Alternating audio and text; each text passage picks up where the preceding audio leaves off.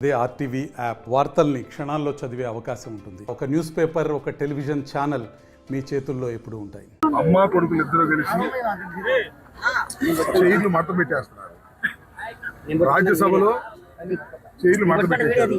రాజ్యసభలో ఖాళీ ఏమీ లేదు. అలాగే లోకేష్ వచ్చి ఆయన చైర్లు మడత పెట్టేశాడు. ఇవాళ పాపం వారి సతీమణి ఎన్టీ రామారావు గారి కుమార్తె వచ్చి చంద్రబాబు నాయుడు గారిని రెస్ట్ తీసుకోమంటుంది. విన్నారా? ఆమె కుప్పంలో పోటీ చేయటమే కాదు, చంద్రబాబు నాయుడు గారికి రెస్ట్ ఇవ్వండి అని చెప్పి కుప్పంలో చంద్రబాబు నాయుడు గారి కుర్చీ కూడా మూసేశారు. ఇది చాలా స్పష్టమవుతున్నది. నేను ఒకటి మనవి చేస్తా. నిన్నే ఎక్కడో జగన్మోహన్ రెడ్డి గారు చంద్రబాబు నాయుడు గారిని వృద్ధుడు ముసలోడు అన్నాడంట. దానికి ఎంత కోపం వచ్చింది లోకేష్ బాబుకి. కోపం వచ్చి నేను చాలా ఇష్టం వచ్చినట్టుగా మాట్లాడాడు. పాపం భువనేశ్వర్ గారు కూడా ఇవాళ ఏమన్నారు, ఆయన పెద్దవాడు అయిపోయాడు, ఇక రెస్ట్ తీసుకుంటాడు, నేను పోటీ చేస్తాను అన్నారు. అది వాళ్ళ పార్టీ వ్యవహారం, వాళ్ళ కుటుంబ వ్యవహారం.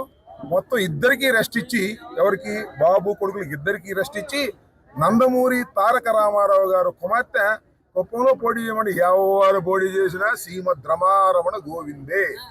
కుప్పంలో ఓడిపోవటం ఖాయం.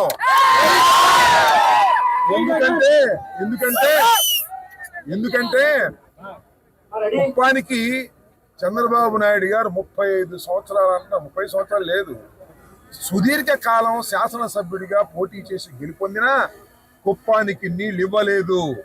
జగన్మోహన్ రెడ్డి గారి ప్రభుత్వంలో త్వరలో నీళ్ళు ఇవ్వబోతున్నాం కుప్పానికి. కాబట్టి కుప్పంలో కూడా ప్రజాదరణ కోల్పోయినటువంటిది చంద్రబాబు నాయుడు గారి కుటుంబం.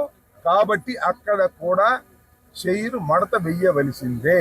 కుప్పంలో గెలిచే పరిస్థితి తెలుగుదేశానికి లేదు, రాష్ట్రంలో ఎక్కడ గెలిచే పరిస్థితి లేదు. మంచి కామెంటే, నేనేం కాదంటలా. బాబు భువనేశ్వర్ గారు వచ్చి నందమూరి వంశస్థురాలు, ఆమె వచ్చి చంద్రబాబు నాయుడు గారు రెస్ట్ తీసుకోమని ఆమె పోటీ చేస్తే ఆమెపైన ఓటమి తప్పదని ఈ సందర్భంగా చెప్పదచ్చు. మరిన్ని వీడియోస్ కోసం ఛానల్ ని సబ్స్క్రైబ్ చేయండి. లేటెస్ట్ అప్డేట్స్ కోసం వాట్సాప్ ఛానల్ ని ఫాలో చేయండి. అండ్ లింక్ డిస్క్రిప్షన్ లో ఉంది.